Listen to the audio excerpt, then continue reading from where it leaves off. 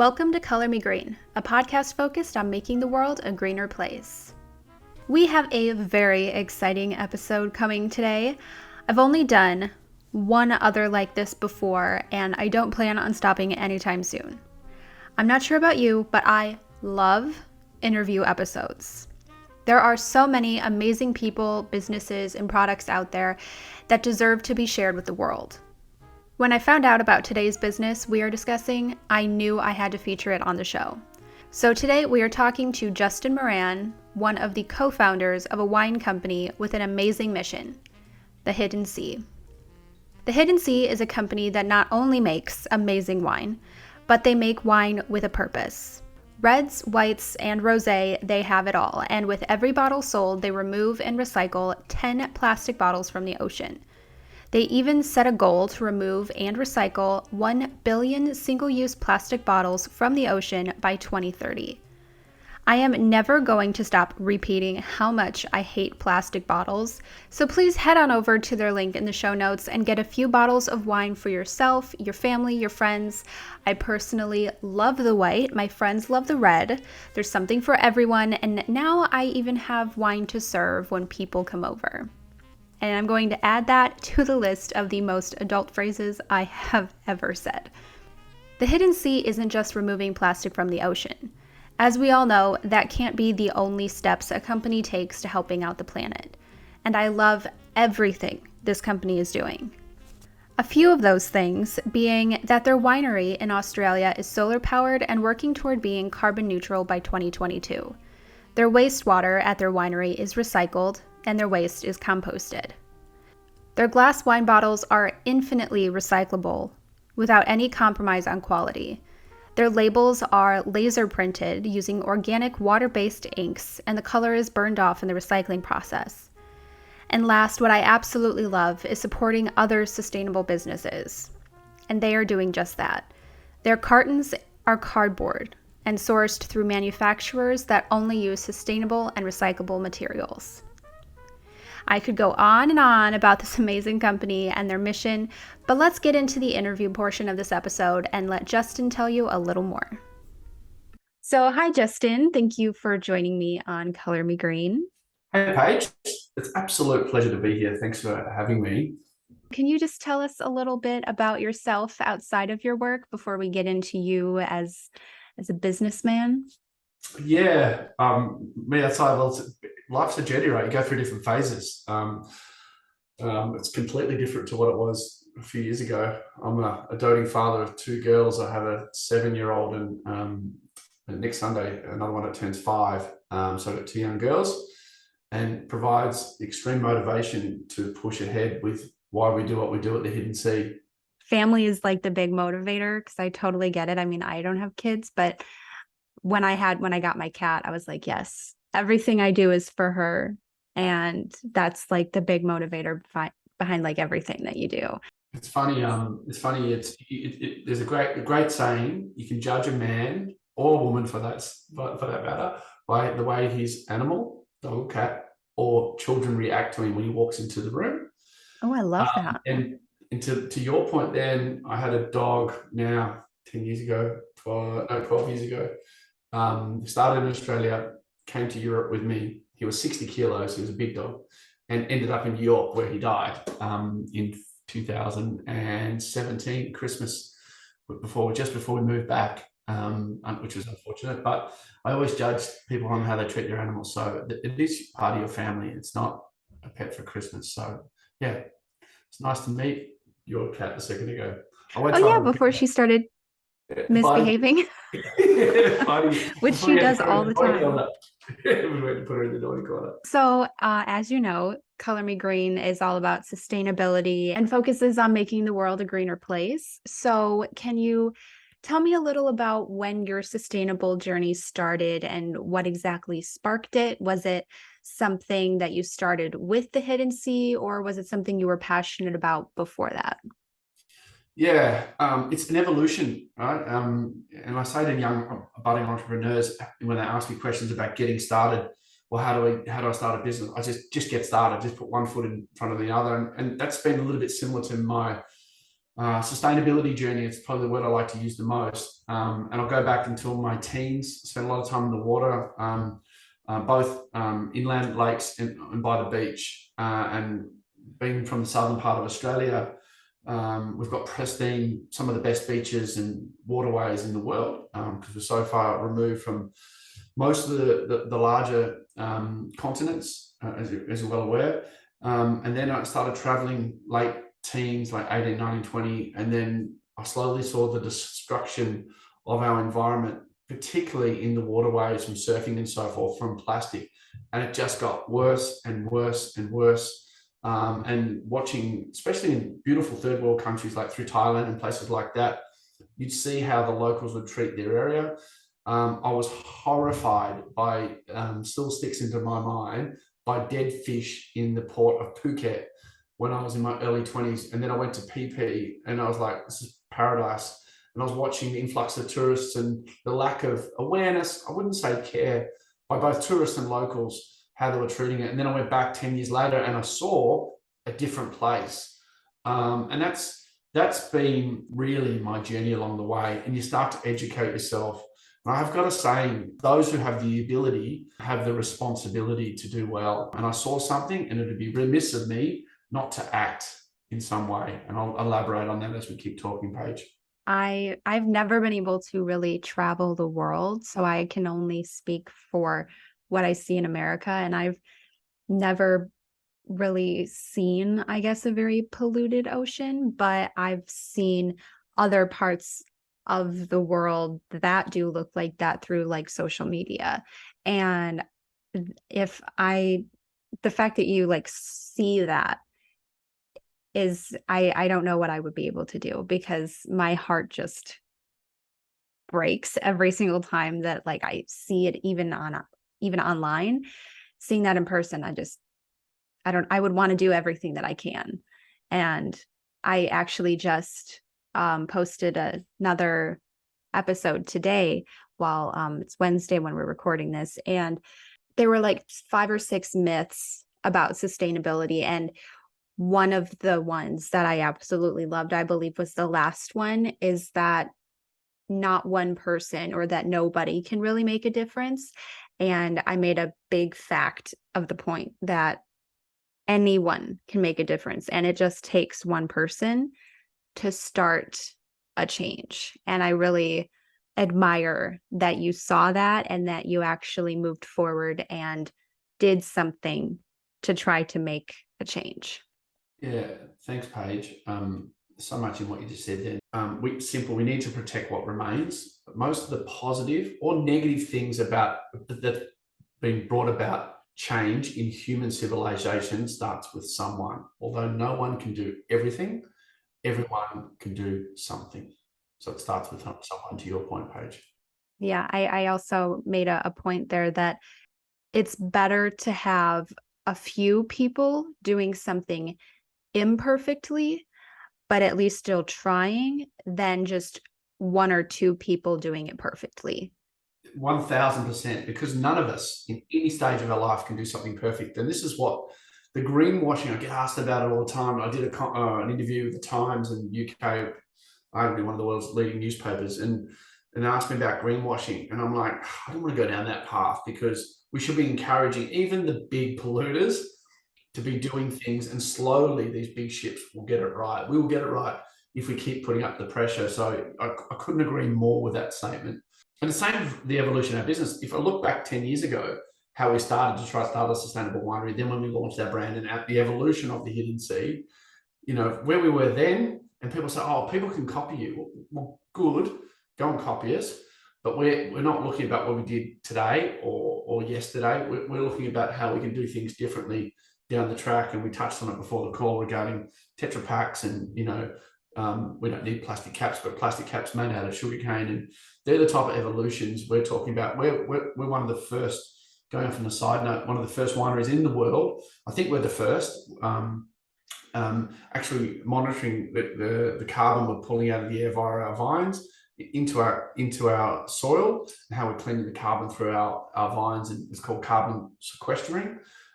Just for the simple fact we're having vines. So, there's things like that for what we're doing with our travel listing, all the way through to what we do with our promise. And our promise is what the one bottle of Hidden Sea sold equals 10 plastic bottles out of the ocean, is what we tell the world. However, if you pull back the onion skin with our brand, everything matters, from both our vineyards, our human element, both collecting plastic and our humans in our vineyards and our winery, all the way through to what we do with our profits, because it goes back to, if you've got the ability, you have the responsibility to do right. I love that. I love that. That quote will be like the motto of this episode. I love that.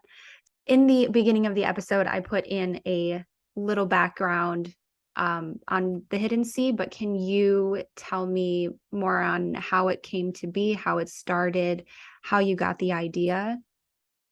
Yeah, sure. I'm going to tell you the version which is going to sound very clean and that we're really smart. I can assure all your listeners, I usually say I'm the dumbest person in the room. It sounds great now, but it's been just trial and error. However, with a motive and a motivation which is pure. But basically, I think all brands should be asking themselves 3 questions: what change are you seeking to make, who is it for, and what's your promise? And that's for the smallest possible audience for you to be viable. Don't worry about taking on the world and conquering every market. And we've come a long way from a small wine brand into multiple markets around the world, but that's how you should start. What change are we seeking to make? It's very simple. One wine, one mission: to remove plastic from the world's ocean. Who's our product for? Who's the Hidden Sea for? It's for socially conscious consumers. We say we make premium wines that matter for people that care. And this is not just about the Hidden Sea creating change. It's much about empowering our consumers to make change happen and allowing them to feel a part of something bigger than themselves. And a promise is really important, because we can be held accountable then. By drinking one bottle of the Hidden Sea, we will remove the equivalent of 10 16-ounce single-use plastic water bottles out of the ocean. And how we galvanize our movement, because at the Hidden Sea, we're not creating another drinking moment, we're creating a movement which separates us from a lot of beverages, but especially all other wine brands. By 2030, we've put ourselves out there with help from our consumers, ambassadors, market partners, retailers, and great people like yourself, Paige. We aim to remove 1 billion single-use plastic water bottles out of the ocean. So why the ocean? Why plastic? Well, the plastic part is very simple. That's what I physically saw in our oceans around the world. There's a great video that was sent to us from a consumer. It's on our Instagram. I think we reshared it, that he was in the Maldives, and the amount of, there's paradise on earth, right? And the Maldives, there's so much plastic just outside where the villas and where the people can see, go around the back of the island. It is just like literally like a plastic dump. So that's the plastic angle. But why the ocean? Well, our brand's been linked to the ocean since the very beginning. Where our vineyards lie, our provenance in the southern part of South Australia, was once the old sea. A series of ice ages happened, the ocean retreated, leaving fossilized limestone. Our area where we grow our fruit is a World Heritage listed region, and it's been linked to the ocean since the very beginning. So our vineyards are the old hidden sea, it's the old seabed, it's the hidden sea, as we say. And where the story gets really interesting, you'll see a whale on our bottle. There's a vineyard down there where we source our some of our reds from. Underneath the vineyard still today lies in a cave an estimated 26 million year old fossilized whale. So 26 million years ago, there was a marine life thriving. There was a big whale. He got caught, and now he's part of our soils where we grow our grapes. So that's the story of the Hidden Sea. That is very interesting. I had no idea about the dead whale. Yeah. Oh, yeah.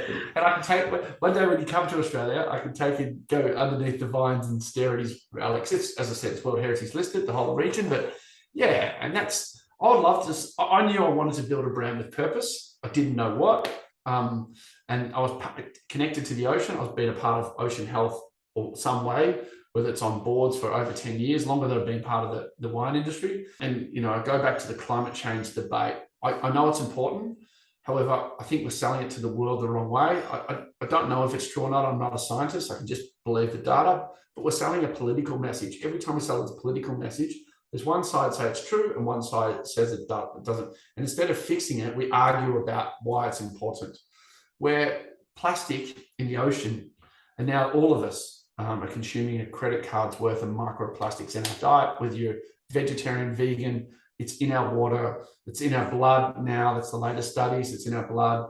And there's so many side effects that I won't talk about because I'm not a scientist. However, plastic, we all know plastic, we don't want to swim in it, it shouldn't be in our ocean, and we've got to get it out. It's certainly not the solution, but I wanted our brand to do something of purpose, and that's fitted our promise and purpose really well. So there are a few things that you did bring up that I do want to go deeper into, but are you like a sustainable brand, or is that something that I can call you? Yeah, Okay. yeah, absolutely. So we're a fully sustainable wine brand, and there's a really interesting conversation from our vineyards.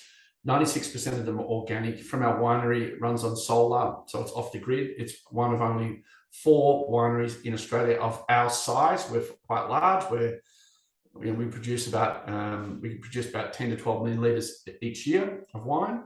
I don't know what that is in gallons, but about 1 million cases. So fully sustainable, water neutral wine brand. Then what we do with our packaging, it's either compostable or biodegradable. And obviously you know the difference between the two.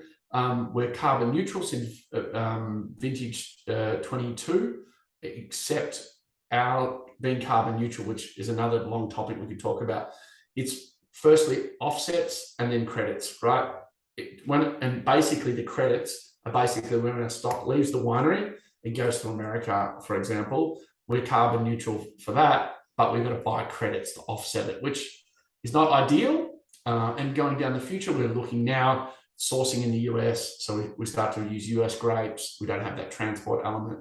And then what we do with our promise, and every time we sell 1 bottle, we remove the equivalent of 10 plastic bottles out of the ocean. One normal case of wine is 4.4 pounds of trash come out of the ocean. Yeah, we are a fully sustainable winery, and we're in so many different organisations, and we meet or exceed a lot of our guidelines, whether it's Australian, New Zealand Plastic Pack, or Sustainable Grape Growers of Australia, or being carbon credits with the Australian government, which is the highest standard. We're always exceeding or meeting our requirements all the way through.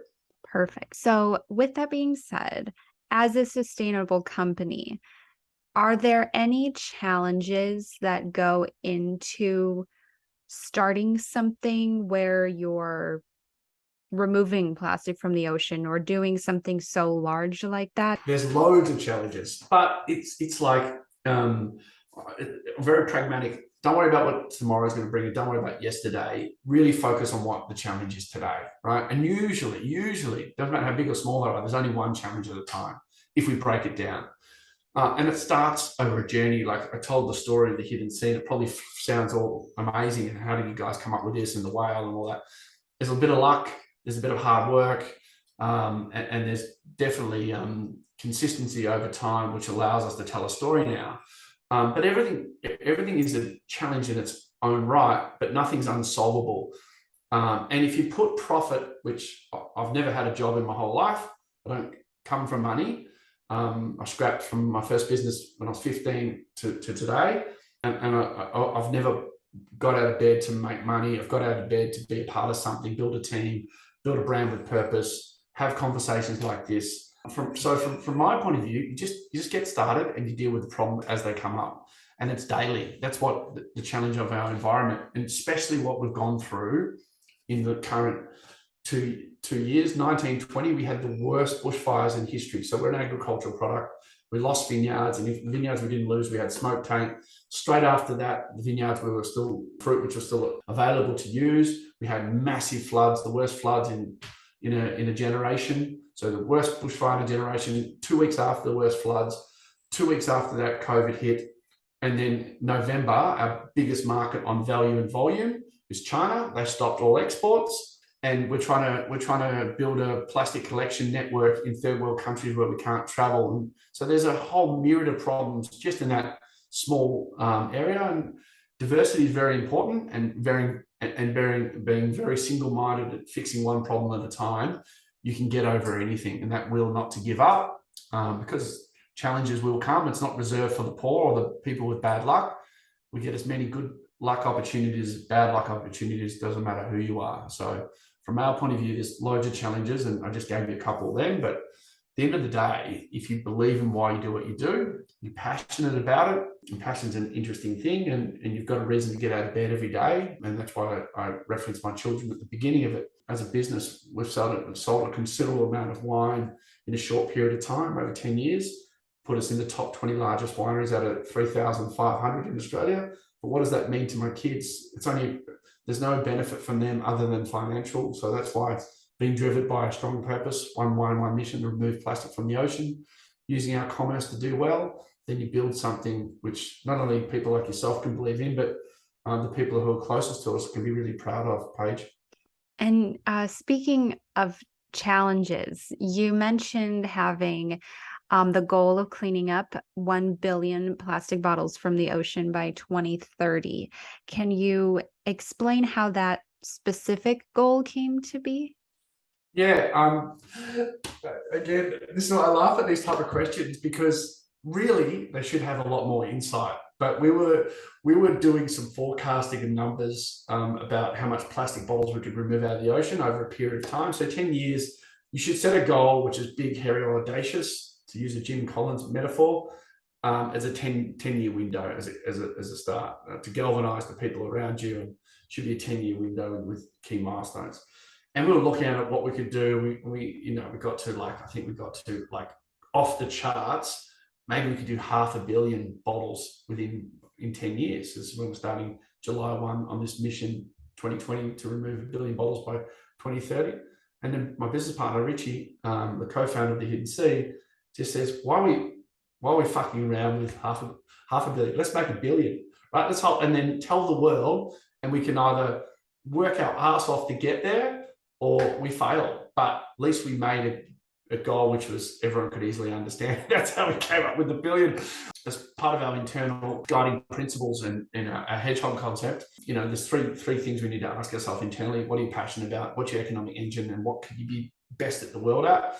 And what we can be best at the world at is selling both inspirational and aspirational consumer products that contribute to removing plastic from the ocean. So we've left out internally that we could do other things along the way to remove plastic, but the goal is 1 billion. I don't know if it's going to be by June 30, 2030, we're going to hit it, or earlier, or slightly later. But what I can assure you, I'm not giving up on this journey until we achieve it. I love that. Well, I mean, I try the wine and it's really good. And I know quite a few wine lovers. So last Christmas, I bought everyone sustainable product swaps that I love. So now I guess I can be like, hey, you want some wine? Because that's sustainable too. So looks like we'll be cleaning up the ocean this year with some Christmas presents. Oh, I love it. So you say plastic bottles, and as that's the main focus, but your partnership with Reseed, do they? I asked this question and I feel like I know the answer, but just to clarify for everyone listening who may not know, do they focus on just the plastic bottles, or do they clean up all of the trash? Because I cannot imagine someone going out there and being like, oh, there's a plastic bottle, I got to grab that, but not that like plastic bag or that chip bag, or God knows what else is in the ocean. So do they take up everything, or how does that work? Yeah, really good question. As I mentioned before, I've been part of Ocean Health for longer than I've been in the wine industry. In my view, there's probably two leading organisations: the Ocean Cleanup guys who are tackling the Pacific garbage patches, and Reseed Project. And the reason I say that, they collect plastic out of the ocean. A lot of companies, and I won't mention them on the call, they're all doing great things, but they're using the land and around the ocean to collect plastic. They're actually collecting it out of the ocean, like both those companies I mentioned. So the only marketing spin that we use, because the 1 bottle equals 10, the way we collect and pay for it, and I'll talk in kilos, but we collect 1 kilo of plastic waste, or equivalent to 2.2 pounds of plastic waste. And in that each kilo we pay, which is $8 US, we pay as a brand, which is a significant cost, right? 6 bottles, we remove a kilo or 2.2 pounds. We collect plastic waste. In that plastic waste, there's approximately 63, 64, 16-ounce water bottles equivalent weight. So we collect all that trash, that plastic out, but that's our marketing spin. So it's actually not bottles per se. However, funny enough, a lot of it's single-use bottles, whether it's detergents all the way through to water bottles.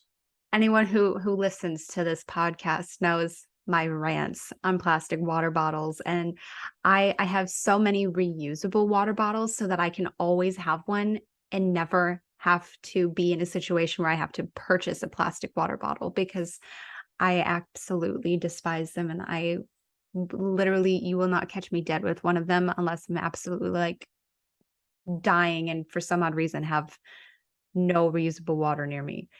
I traveled the world, and I think for my wife as well, but I haven't had a water bottle since 2020, because I thought, wow, if I'm going to July 1, 2020, I haven't anywhere plastic water bottle. And all the aircraft that I've traveled on, I've done 70 nights in hotels around the world this year already since January 1, and I haven't used one. And it's just to prove to myself we can drink the water out of the taps, and I was through Thailand and places like that. I bought glass bottles, or I bought cans, or I've sought out. Now, plastic water bottle companies like PepsiCo and Coca-Cola, they don't make water. They make plastic bottles, right? So, and we don't need to have this. And people ask me, what can I do? I said, well, firstly, you go to the beach, take 3 for the sea. Just take 3 bits of plastic off the beach. And the second thing, don't use plastic water bottles, don't use coffee cups, and don't use plastic utensils or takeaway stuff. Don't use that. You don't need to, because it's got to go somewhere. And it goes either into third world countries, into landfill, it's burnt. And you probably know this stat, that only 9% of all plastic produced since the 50s has been recycled. Only 9%. And I reckon that you and I and all the people listening to this podcast who have consumed plastic would have thought they're doing the right thing by putting in a plastic recycling bin, and it doesn't get recycled because it costs way too much money to recycle. Well, I very much agree with you on that. So before we end everything here, and I got to say, it was absolutely amazing having you on and getting to hear more about your amazing company and what you're doing for the planet to make it more green and hopefully plastic free. One day we'll get there. Is there any question that you wish I had asked?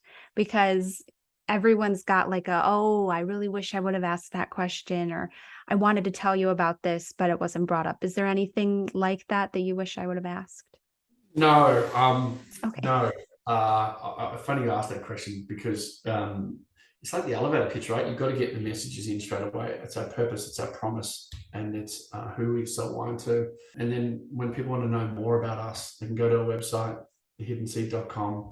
They can follow us on Instagram to see our tribe and how it's growing around the world, and the difference we're making. We just did a crazy stunt where we did 31 beach cleanups in 31 locations around the world. So from Croatia to Sydney to Bondi to New York to Sweden, Copenhagen, we did it all around the world. And it was just people who believe in what we believe in. I think we did 38 different beaches around the world. So we've got a crazy stunt coming up at COP27, which I can't tell you right now. I wish I could, but it's got to do with pulling plastic out of the Nile and playing with the pyramids. So look out for that, to raise some awareness of how crazy plastic is.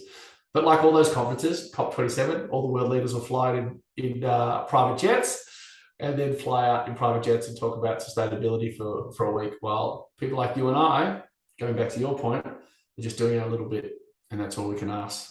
So back to the ocean cleanup. You mentioned going around the world and doing that. Is that something that like average Joe like me could join in on? Is that open to public? Absolutely. Yeah. So we work with our ambassadors. We've got about 250 ambassadors, influencers who believe in what we believe in. We don't pay them like a traditional influencer. And then we do beach cleanups. And so the next time we're doing something, in California, I'll let you know, and you be a part of it. But as I always say, every time you go to the beach, just take 3 for the seat. Pick up 3 bits of plastic on the way out. It's always there. Yeah, and it's crazy when you get a sieve and you go through the sand. The microplastics, you don't see them with your eye, but when you get into the sand, you'll see them everywhere. Whether it's cigarette butts, which are made out of plastic, the filters or whatever it is. So plastics everywhere. So I did a wine tasting on Venice Beach page. Next time I do one of those, you can come down and you can join me. It's a lot of fun. Oh, yeah. I mean, I'm always down for a wine tasting. So one last question, Justin. What does being green mean to you?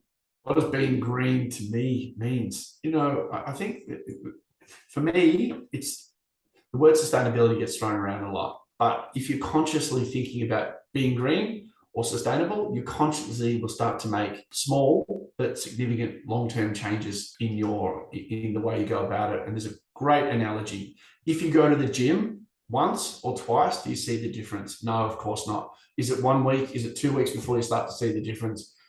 Who knows when that thing is? But you will, if you go to the gym, you will lose weight or you will tone your body up. And from my point of view, it's this simple. If you start to do those little things with discipline and consistency over a period of time, you will see change not only in your small environment, but with your friends, and for that matter, over a period of time globally. And I think that's what being green means to me. And life's not easy being green, I think Kermit said, right? It's not easy being green, but we should all be green because we only have one planet. We only have one home and we can't go anywhere else. So why not do what we can to make it the best and keep it nice and livable? We're all citizens of the world. Mm-hmm. There's only one ocean. We're all made from the same material and we revert back to the same material. We all have an important role as we're all interconnected via our ocean. I love that. Well, I just want to say thank you, Justin, for coming on Color Me Green and sharing your sustainable journey and all about the Hidden Sea. And everyone who wants to check them out, all of their information will be in the show notes below. Thank you so much, Paige, for having me on Color Me Green.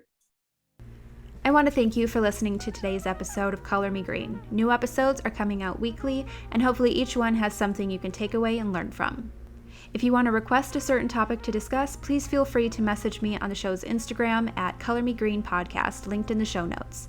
If you loved today's episode, please make sure to leave a review, as I will be randomly picking reviews every week as they roll in to read on the show. One of the best ways to help change the world is to share this episode with a friend and let them also learn what they can do to live more sustainably. And please remember to reduce, reuse, recycle, and live green. See you next week.